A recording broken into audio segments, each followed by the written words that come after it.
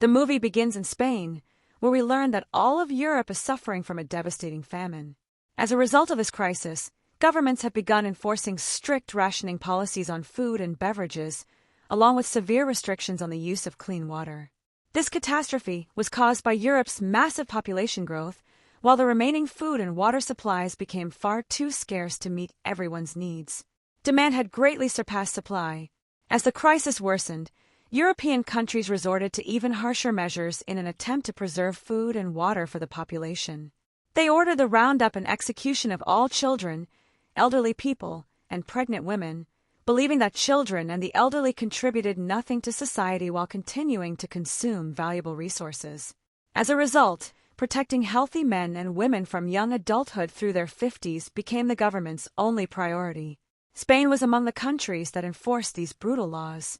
There, we meet Maya, a pregnant woman, and her husband, Miko, who are desperately trying to escape Spain because of the unbearable conditions. The movie then flashes back, revealing that the Spanish government had forcibly taken away their only daughter to execute her. Maya and Miko were devastated by the loss, but there was nothing they could do to save her. Sometime later, Maya became pregnant again, and this time she vowed to protect her unborn child at any cost. She came up with a plan to flee Spain with Miko and head to Ireland, where the laws were still far more humane and hadn't descended into such horrific cruelty. She shared the idea with Miko, and despite his deep concerns, he agreed. However, the couple couldn't find any legal way to reach Ireland, so they hid inside a shipping container that was scheduled to be transported to the port and then loaded onto a cargo ship bound for Ireland. The story returns to the present, where Maya and Miko pay a smuggler to let them into the container. Unfortunately, they don't have enough money, so Miko is forced to remove Maya's wedding ring and hand it over as payment. The container is deep and partially filled with water, and it's already packed with other refugees. Once everyone is inside, the smuggler locks the container from the outside, and it's loaded onto a truck headed for the port, where it will eventually be placed aboard the ship. During the journey, Maya tightly wraps a piece of cloth around her stomach to hide her pregnancy. If anyone discovered she was pregnant, they would immediately realize why they were fleeing, and someone could report them or have them arrested. Suddenly, the truck comes to a stop, and the container doors are opened so that even more people can climb inside, making the cramped space almost unbearable. The driver refuses to continue until the overcrowding is resolved. He fires a shot into the air to get everyone's attention and announces that another container has just arrived on a second truck, allowing some of the extra passengers to move there instead. No one wants to give up their place, but the smugglers randomly force several people out of the container, and Miko is one of them. He desperately tries to explain that separating him from his wife will leave her alone, but no one listens. He's dragged away with the others while the doors are shut on everyone remaining inside, including Maya. Miko and the others are then loaded into a second container on another truck heading toward the port. Peeking through a tiny hole in the container, Maya watches where they take Miko and notices that he's placed inside container 107. She immediately calls him on her cell phone, terrified of being separated from him. Miko reassures her, telling her they're sure to reunite once they arrive at the port.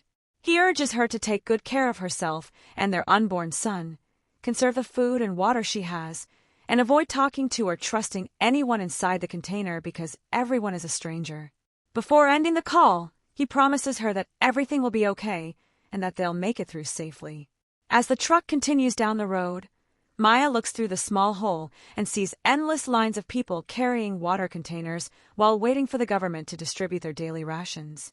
The situation is humiliating and heartbreaking, and the police are even killing civilians simply because they're begging for a little drinking water.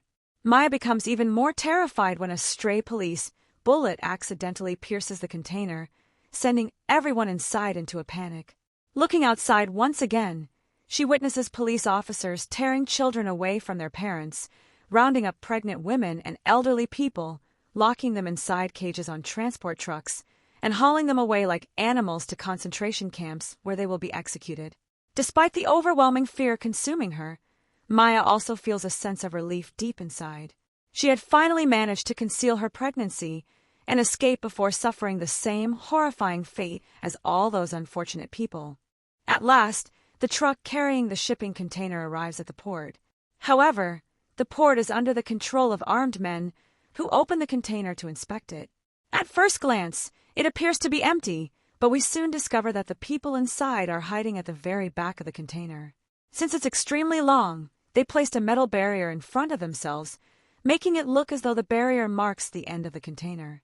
One of the gunmen grows suspicious that people are hiding behind the metal barrier and tells them to come out, promising that he won't hurt them.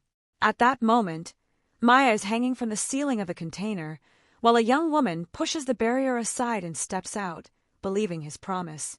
The moment he sees her, he shoots her dead without hesitation, then orders his men to kill everyone hiding inside.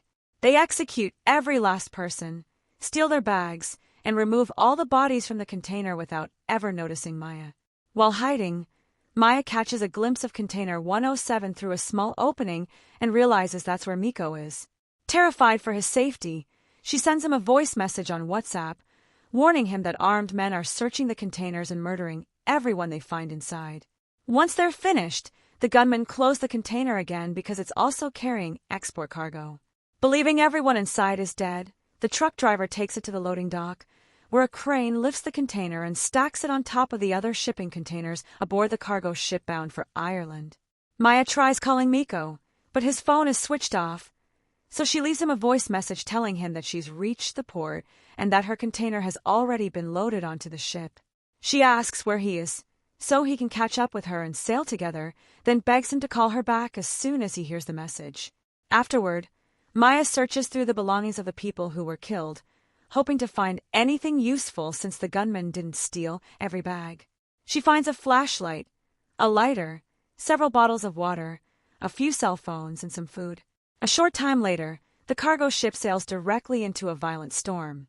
Because Maya's container isn't properly secured, it begins swaying wildly from side to side. She screams and cries for help, but no one can hear her. Suddenly, the entire container falls into the middle of the ocean, along with several other containers that also have people trapped inside. Maya finds herself completely alone inside the container, drifting in the middle of the ocean with no idea what to do. To make matters worse, the container is tightly locked from the outside, leaving her with no way to escape.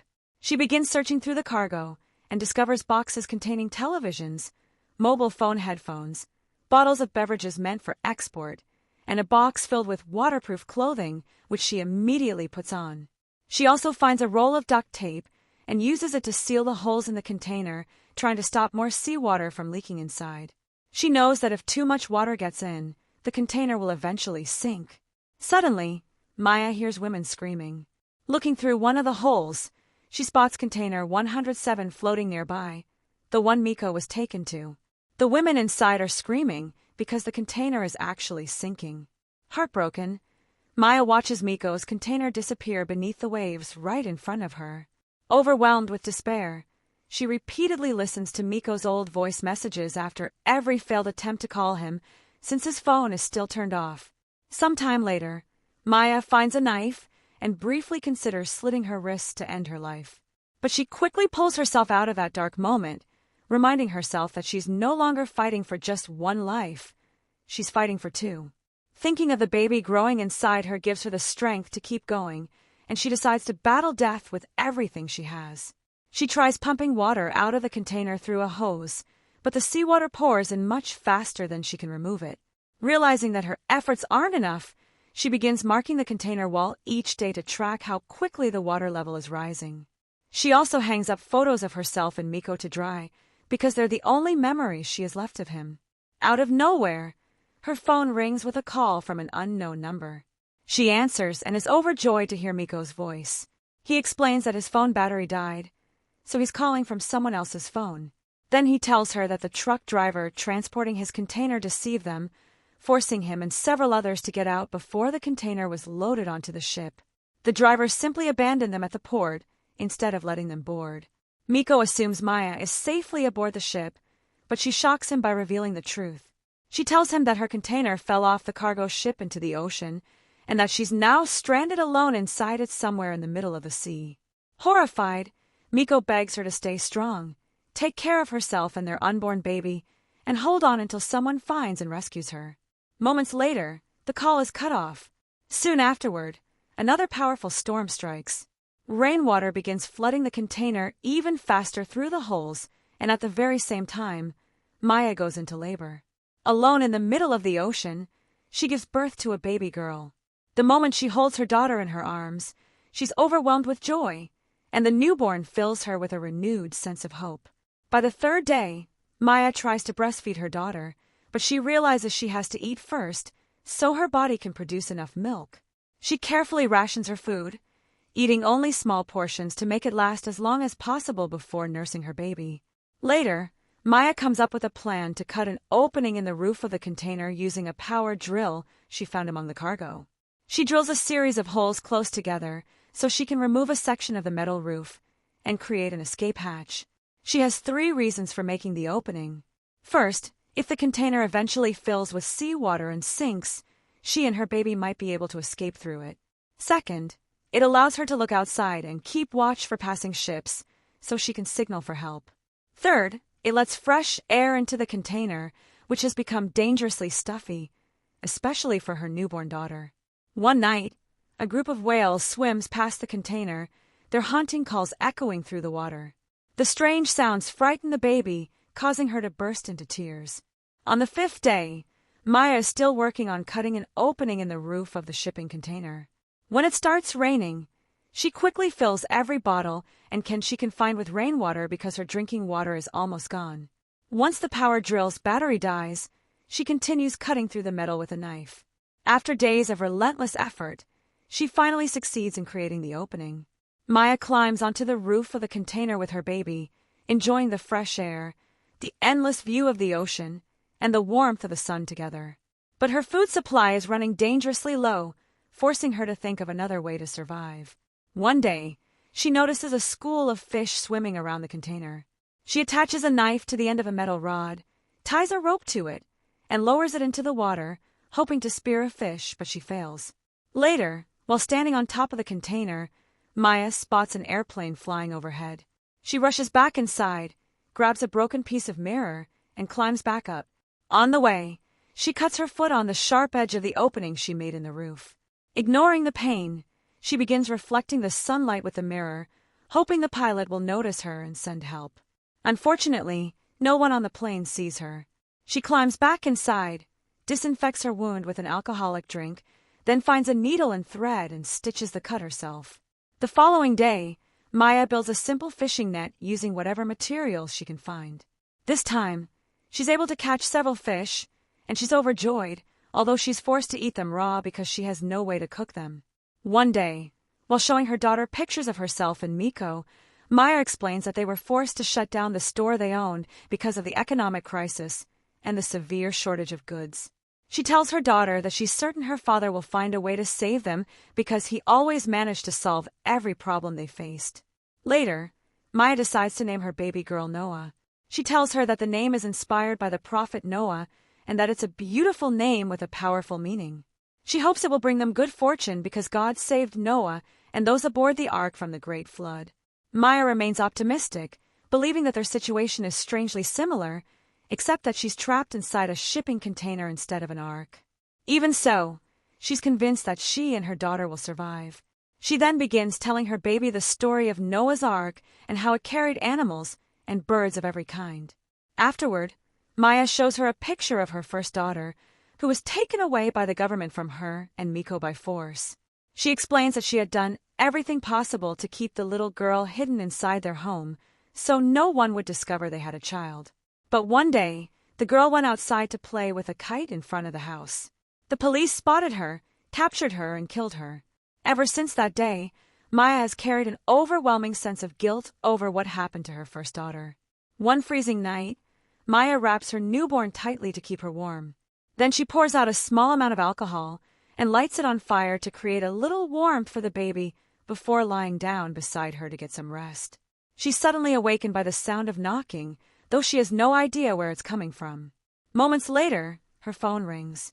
It's Miko. Because her phone screen is badly cracked, she struggles to answer the call, but after several attempts, she finally manages to pick up. She's devastated when she hears Miko crying. He tells her he can't come to her because he was shot and badly wounded, and he's dying. Heartbroken, Maya tells him that she gave birth to a baby girl and named her Noah. Miko is overwhelmed with joy and asks to hear his daughter's voice. Maya holds the phone close to the crying baby, allowing Noah to hear her father's voice for the very first and the very last time. Moments later, the call is disconnected forever. Maya lies on top of the container holding her daughter close. By now, she's almost completely lost hope of being rescued. The only thing that matters to her anymore is saving Noah. Her own life no longer feels important. She also blames herself for Miko's fate because escaping this way had been her idea. Even so, she finds the strength to keep fighting and refuses to give up. By the 15th day, Maya has written down her entire story and everything she's endured at sea. She tapes the pages to the walls of the container, hoping that someday someone will find them, learn what happened to her, and understand the suffering she went through. The container gradually fills almost completely with water. So Maya builds a small floating raft for Noah using plastic containers and a wooden board, making sure her daughter will stay safely above the water if they're forced to abandon the container. Suddenly, Maya notices seagulls flying overhead. She immediately feels hopeful because she knows seagulls usually stay close to land, meaning the shore can't be too far away. But at that very moment, the container finally begins sinking. Maya dives underwater into the flooded container to retrieve a can of food, but her legs become tangled in straps wrapped around a crate. She struggles desperately to free herself but can't. Running out of breath, she pulls out her knife and cuts through the straps until she finally breaks free and manages to reach the surface. When she comes up, she realizes that her daughter has drifted far away and is no longer where she left her. Suddenly, a whale swims close to the little raft, drawing Maya's attention to its location. Relieved beyond words, she spots Noah and swims toward her. She continues swimming while pulling the raft behind her with a rope tied securely around her wrist, ensuring it won't drift away even if she loses consciousness. As countless seagulls circle overhead, Maya finally loses the strength to keep going and slips beneath the water. Even then, her wrist remains tied to the rope connected to Noah's raft. The flock of seagulls catches the attention of a young girl aboard a small fishing boat passing nearby. She notices the raft because of the birds circling above it and immediately alerts her father, the boat's captain. They quickly steer toward the raft and rescue the baby. At first, they don't see anyone else and assume the child is alone, but they realize someone must have been with her. The girl pulls on the rope attached to the raft and brings Maya up from beneath the water. She immediately begins performing CPR, but her first attempt fails. Looking at the helpless baby, she refuses to give up and tries again. This time, Maya coughs up seawater, starts breathing again, and regains consciousness. The very first thing Maya does is wrap Noah tightly in her arms. Tears stream down her face, but this time, they're tears of joy, not sorrow. And that's how the movie comes to an end. Thanks for watching. If you enjoyed the story, don't forget to leave your thoughts in the comments and subscribe to the channel.